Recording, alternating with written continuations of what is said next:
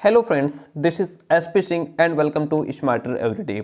सो आज मैं अपने हैंडरिटन नोट्स लेकर के आया हूँ B Ed second year Kanpur university के अकॉर्डिंग, जो उस समय तैयार किए गए थे जब बीएड सेकेंड ईयर की न्यूज अचानक आ गई थी कि आपके पेपर ऑब्जेक्टिव टाइप होने हैं। ठीक है, उस समय मार्केट में कोई किताब नहीं थी, कोई जी नोट्स नहीं थे, ऑब्जेक्टिव टाइप को लेकर के किसी भी प्रकार का कोई मटेरियल उपलब्ध नहीं था मार्केट में। तब मैंने दिन रात कंटिन्यू मेहनत करके ये नोट्स तैयार किए और स्टूडेंट्स को इतने ज़्यादा पसंद आए, उन्होंने भारी मात्रा में परचेज किया और एबव 90% तक मार्क्स लेकर के पास हुए। ठीक है, तो वही नोट्स आज मैं आप तक शेयर कर रहा हूँ। ठीक है, तो ये परामर्श हम लोग पढ़ रहे थे और मैं देखना ये चाहता हूँ कि ये क्लास क्या आपको इस प्रकार की क्लास पसंद आएगी या फिर जिस तरीके से हम पढ़ा रहे हैं सब्जेक्टिव टाइप में उस तरीके से। ठीक है, आप कमेंट जरूर करेंगे लास्ट में, पहले पढ़ लीजिए। ये चैप्टर 5 है, आपका पेपर 4 है शैक्षिक निर्देशन एवं परामर्श, उसका चैप्टर 5 है ये परामर्श के प्रकार। उससे पहले हम लोग एक बार परामर्श को थोड़ा शुरुआत से पढ़ लेते हैं। परामर्श का अर्थ, ये पेपर 4 है हमारा। परामर्श का अर्थ, प्रकृति, महत्व, उद्देश्य, क्षेत्र और सिद्धांत, ये चैप्टर का नाम है आपका पेपर 4। हम लोग परामर्श का अर्थ पढ़ चुके हैं, लेकिन एक बार फटाफट से इसको रिवाइज कर लेते हैं एक एक लाइन में, क्योंकि आपके पेपर ऑब्जेक्टिव टाइप होने के 80% चांस हैं। क्यों? क्योंकि सिचुएशन ऐसी बन रही है, कोरोना वाली सिचुएशन ही ऐसी बन रही है कि पेपर ऑब्जेक्टिव टाइप होने के बहुत ज़्यादा चांसेज हैं और ऑब्जेक्टिव टाइप में मार्क्स ज़्यादा आते हैं, क्योंकि उसमें 4 ऑप्शन होते हैं। अगर आपने मान लिया 80 पेपर का है, 80 नंबर का है, 80 के 80 अगर सही निकल गए तो आपको 80 में 80 मिलेंगे। और सब्जेक्टिव टाइप में चाहे बिल्कुल एक्यूरेट लिख के आओ, लेकिन 80 में 80 कभी नहीं मिलेंगे, 80 में 75 नहीं मिलेंगे, जो है डाउन ही मार्क्स जाएंगे। तो ये चीज़ होती है ऑब्जेक्टिव में। बहुत अच्छी बात है। कुछ स्टूडेंट्स कमेंट किया करते हैं कि सर ऑब्जेक्टिव टाइप होने चाहिए। आपकी बात सही है, ऑब्जेक्टिव टाइप पेपर हो जाए तो बहुत बेहतर आप कर पाएंगे। जो पढ़ने वाले स्टूडेंट हैं उनके लिए ऑब्जेक्टिव टाइप हो जाए बहुत अच्छी बात है। बाकी तो और सब्जेक्टिव में ये होता है कि चलो नहीं आता है वो भी लिख दिया, उसमें भी 2-4 नंबर मिल गए। तो दोनों चीज़ों के अलग अलग अपने फायदे हैं। तो चलिए हम लोग पढ़ते हैं। परामर्श का अर्थ, प्रकृति, महत्व, उद्देश्य। देखिए निर्देशन क्या होता है समझते हैं। तो ये नोट्स अगर आपको पसंद आए तो आप परचेज भी कर सकते हैं, पेड नोट्स हैं। निर्देशन परामर्श का अर्थ, ये उन स्टूडेंट्स के लिए बहुत ज़्यादा बेनिफिट होंगे जो पढ़ने का जिनके पास टाइम नहीं है, कम टाइम में ज़्यादा पढ़ पाएंगे वो इस नोट्स के माध्यम से। पहले आप पढ़ लीजिए। निर्देशन तथा परामर्श एक ही सिक्के के 2 पहलू हैं, ऐसा हमने पढ़ा भी है, कल भी पढ़ा था क्लास में, है ना। तो निर्देशन और परामर्श क्या है? एक ही सिक्के के 2 पहलू हैं, एक दूसरे के अभाव में दोनों निष्प्राण रहते हैं। भाई निर्देशन के बिना परामर्श कुछ नहीं और परामर्श के बिना निर्देशन कुछ नहीं। परामर्श शब्द 2 व्यक्तियों के संपर्क को व्यक्त करता है। हमने समझाया था ना कि परामर्श क्या होता है कि 2 व्यक्तियों के बीच में ही हो सकता है। ऐसा तो नहीं कि कोई आदमी अकेला बैठ करके अपने आप को परामर्श देगा, ऐसा नहीं है। 2 व्यक्तियों की उपस्थिति में ही परामर्श संभव है। परामर्श प्रक्रिया में एक परामर्श देने वाला और दूसरा परामर्श चाहने वाला या परामर्श प्रार्थी होता है। जो परामर्श, जो काउंसलिंग की जो प्रोसेस होती है उसमें एक होता है परामर्श देने वाला और दूसरा परामर्श चाहने वाला या परामर्श प्रार्थी होता है। भाई परामर्श का जो प्रोसेस है उसमें एक होता है परामर्श देने वाला जो परामर्श दे रहा है, और एक होता है जिसको परामर्श चाहिए, है ना, 2 लोग। बिना निर्देशन का परामर्श और बिना परामर्श का निर्देशन मनुष्य के किसी काम का नहीं होता। ये वो पॉइंट्स हैं माय डियर फ्रेंड जो बहुत ही अमेजिंग पॉइंट्स हैं, आपको कहीं नहीं मिलेंगे। मिल तो जाएंगे लेकिन सब्जेक्टिव टाइप में पूरा पैराग्राफ में मिलेंगे, जो कि आप छांट नहीं पाएंगे, ढूंढ नहीं पाएंगे। बिना निर्देशन का परामर्श और बिना परामर्श का निर्देशन मनुष्य के किसी काम का नहीं होता, यानी कि दोनों ही एक दूसरे के एक ही सिक्के के 2 पहलू हैं और दोनों के बिना निष्प्राण है एक दूसरे के बिना। परामर्श जो है वह कला और विज्ञान दोनों ही कहा जाता है। परामर्श शब्द अंग्रेजी के काउंसलिंग शब्द का हिंदी रूपांतरण है। परामर्श शब्द कहाँ से आया? मैंने उस दिन समझाया भी था कि किस तरीके से आपको नोट्स बनाने हैं, तो उसमें मैंने यही बात डिस्कस की थी कि आपको अगर नोट्स बनाना है तो उसमें आप लिखेंगे कि जो परामर्श, मान लिया हमने इसी बात को जो है एज एन एग्जाम्पल लिया था। परामर्श शब्द अंग्रेजी के काउंसलिंग शब्द का हिंदी रूपांतरण है। काउंसलिंग है इसका इंग्लिश वर्ड। और काउंसलिंग शब्द कहाँ से आया? काउंसलिंग लैटिन के कॉन्सिलियम से बना हुआ है। काउंसलिंग शब्द कहां से आया? काउंसलिंग लैटिन के कॉन्सिलियम से बना हुआ है। कॉन्सिलियम का शाब्दिक अर्थ होता है टू कंसल्ट, यानी कि अर्थात सलाह लेना या परामर्श लेना। ठीक है, तो यहां तक बात। अब इसकी देखिए, मैंने कहा था 3 से 4 लाइन में आपका अर्थ आ जाएगा।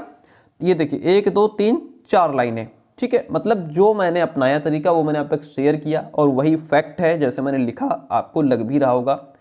और देखिए तो यहाँ से बात शुरू होती थी, हो रही है कि परामर्श शब्द अंग्रेजी के काउंसलिंग शब्द का हिंदी रूपांतरण है।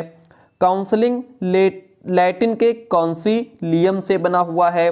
कॉन्सिलियम कहाँ से आया? ये लैटिन के काउंसलिंग कहाँ से आया? कॉन्सिलियम से आया। कॉन्सिलियम कहाँ से आया? कॉन्सिलियम का अर्थ क्या होता है? टू कंसल्ट, अर्थात सलाह लेना या परामर्श लेना, ठीक है। अमेजिंग पॉइंट्स हैं ये, देखिए ओके, यहाँ से यहाँ तक तो बाकी सारे ही बहुत अच्छे पॉइंट हैं। परामर्श का अभिप्राय, पूछताछ, पारस्परिक तर्क, वितर्क अथवा विचारों का पारस्परिक विनिमय कहा जाता है। नेक्स्ट पॉइंट है 11 नंबर, देखिए परामर्श एक अधिगम केंद्रित प्रक्रिया है। क्वेश्चन आएगा आपका ऑब्जेक्टिव में, परामर्श कैसी प्रक्रिया है? तो परामर्श एक अधिगम केंद्रित प्रक्रिया है। कैसी प्रक्रिया है? परामर्श एक अधिगम केंद्रित प्रक्रिया है। परामर्श में परामर्श प्रार्थी और परामर्शदाता के मध्य अंतः क्रियात्मक संबंध होता है। परामर्श में परामर्श प्रार्थी और परामर्शदाता के बीच कैसा संबंध होता है? तो परामर्श प्रार्थी और परामर्शदाता के बीच अंतः क्रियात्मक संबंध होता है।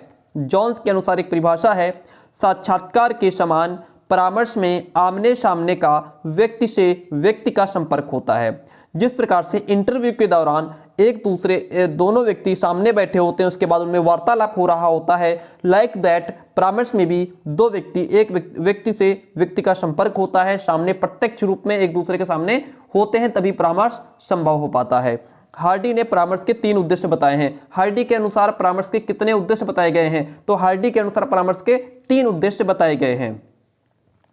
परामर्श का मूल सिद्धांत स्वीकृति, आशा तथा सीखना है। परामर्श के मूल सिद्धांत कौन कौन से हैं? ठीक है, ये 3 दे देगा, 3 और कोई दे देगा, 3 और कोई दे देगा, तो आपको ध्यान रखना है क्योंकि पेपर आपका ऑब्जेक्टिव टाइप होने के मोस्टली चांसेज हैं। परामर्श का मूल सिद्धांत स्वीकृति, आशा और सीखना है। क्या है? स्वीकृति, आशा और सीखना। परामर्श को निर्देशनवादियों का हृदय कहा जाता है। परामर्श को निर्देशनवादियों का कहा जाता है क्या? फेफड़ा या मतलब अन्य कोई उदाहरण दे सकता है, तो उसमें आपको हृदय टिक करना है। परामर्श को निर्देशनवादियों का हृदय कहा जाता है। क्योंकि मुझे ज्यादातर चांसेस लग रहे हैं कि ऑब्जेक्टिव होगा, इसलिए मैं ये आपके लिए टॉपिक लेकर के आया।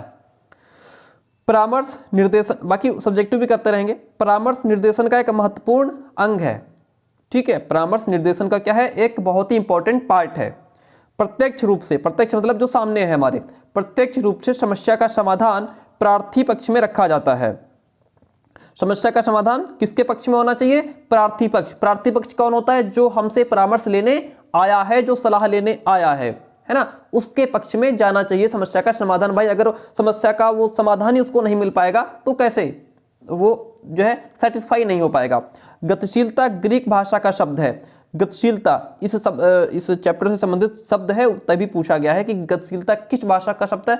गतिशीलता ग्रीक भाषा का शब्द है। परामर्श में प्रार्थी के लिए सोचने की अपेक्षा प्रार्थी के साथ उसके विचारों के अनुकूल सोचकर परामर्श देना सर्वमान्य सिद्धांत है।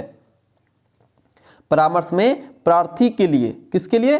परामर्श चाहने वाले के लिए सोचने की अपेक्षा प्रार्थी के साथ उसके विचारों के अनुकूल सोचकर, जिस प्रकार से परामर्श लेने वाला सोच रहा है उसी के अकॉर्डिंग हम सोचें, उसकी समस्याओं को अपनी समस्या समझें और फिर उसी के बेस पे हम उसको क्या करें? सलाह दें। यही सर्वमान्य सिद्धांत है। बोल्डिन के अनुसार परामर्श साक्षात्कार विधि के द्वारा किसी व्यक्ति को अपनी समस्याओं का समाधान करने में सहायता देने की एक प्रक्रिया है, ऐसा बोल्डिन कहते हैं। 23 नंबर पॉइंट है, सामूहिक गतिशीलता का ज्ञान परामर्शदाता को संबंधों को निर्माण करने के लिए प्रेरित करता है। सामूहिक गतिशीलता का ज्ञान क्या करता है कि जो परामर्शदाता है उसको संबंधों को निर्माण करने के लिए प्रेरित करता है। समूह गतिकी का ज्ञान होने पर शिक्षक पाठ्यक्रम के अनुरूप अध्यापन विधियां अपनाता है। किसका ज्ञान होने पर शिक्षक पाठ्यक्रम के अनुरूप अध्यापन विधियां अपनाता है? समूह गतिकी का ज्ञान होने पर। किसका? समूह गतिकी का ज्ञान होने पर शिक्षक पाठ्यक्रम के अनुरूप अध्यापन विधियां अपनाता है। एक अच्छे परामर्शदाता की विशेषताएं क्या हैं? तो एक अच्छे परामर्शदाता की विशेषता है उचित प्रशिक्षण, साधनों का ज्ञान हो, छात्रों में रुचि हो।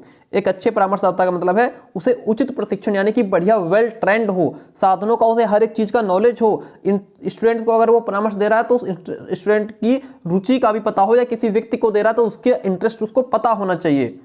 गतिशीलता का अर्थ गति करने की क्षमता या सामर्थ्य से होता है। गतिशीलता का अर्थ होता है गति करने की क्षमता या सामर्थ्य से, जो एक ग्रीक भाषा के शब्द से निकाला गया है। गतिशीलता का अर्थ क्या होता है? गति करने की क्षमता या सामर्थ्य। ये वर्ड कहां से आया? पीछे मैंने लिखा था ग्रीक भाषा से आया है।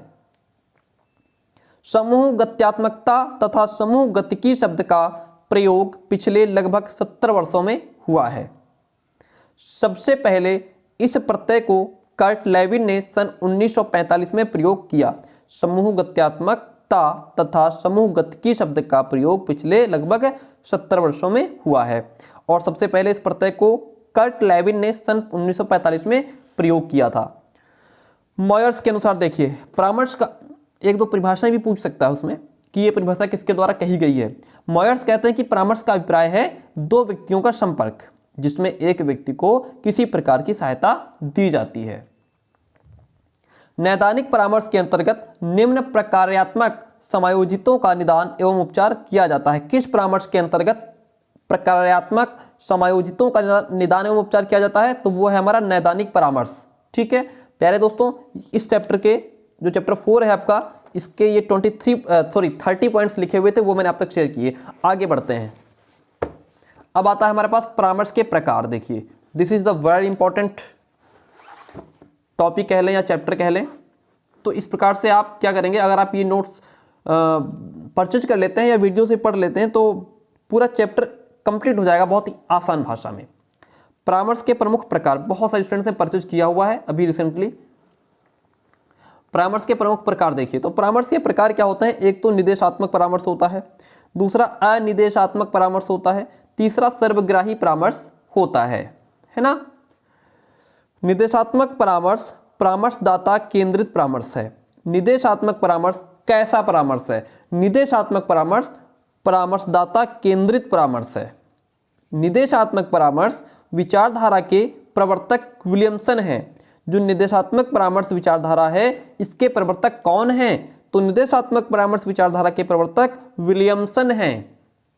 निर्देशीय परामर्श में परामर्शदाता को अधिक महत्व प्रदान किया जाता है। किस परामर्श में परामर्शदाता को अधिक महत्व दिया जाता है? निर्देशीय परामर्श में। निर्देशीय परामर्श में परामर्शदाता परामर्श प्रार्थी का पूर्ण रूपेण मार्गदर्शन करता है। निर्देशीय परामर्श में अनिर्देशात्मक परामर्श परामर्श प्रार्थी केंद्रित परामर्श है। ठीक है, अनिर्देशात्मक परामर्श कैसा परामर्श है? परामर्श प्रार्थी। देखिए दोनों में अंतर देखिए, यहां पे क्या लिखा था? निर्देशात्मक परामर्श परामर्शदाता केंद्रित, इसमें परामर्श जो देता है उसको केंद्र में रखा जाता है। ठीक है, और अनिर्देशात्मक में जो परामर्श चाहने वाला है उसको केंद्र में रख करके परामर्श दिया जाता है। दोनों में इतना अंतर है। कार्ल आर रोजर्स अनिर्देशात्मक परामर्श के प्रतिपादक हैं। अनिर्देशात्मक परामर्श के प्रतिपादक कौन हैं? कार्ल और रोजर्स। और निर्देशात्मक परामर्श के प्रवर्तक कौन हैं? विलियमसन। ओके, अनिर्देशीय परामर्श में परामर्श प्रार्थी अपने आप निर्णय लेने की क्षमता उत्पन्न करता है। किस परामर्श में परामर्श प्रार्थी अपने आप निर्णय लेने की क्षमता उत्पन्न करता है? अनिर्देशीय परामर्श में।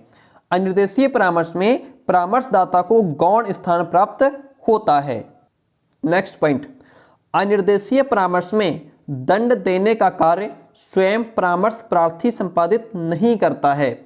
उपबोधक द्वारा वार्ता को चुपचाप बिना किसी टिप्पणी के धैर्यपूर्वक सुनने को मौन धारण प्रविधि कहते हैं। मौन धारण प्रविधि किसको कहते हैं? उपबोधक द्वारा वार्ता को चुपचाप, उपबोधक मतलब जो सामने बैठा हुआ है वो चुपचाप सुन रहा है टिप्पणी को, ठीक है, तो वो मौन धारण प्रविधि कहलाएगी। ठीक है, उपबोधक मतलब जो सामने बैठ करके सुन रहा है। ठीक है, अच्छा है आदि शब्दों का प्रयोग स्वीकृति प्रविधि में होता है। ठीक है, अच्छा है, इन शब्दों का प्रयोग किस प्रविधि में होता है? स्वीकृति प्रविधि में।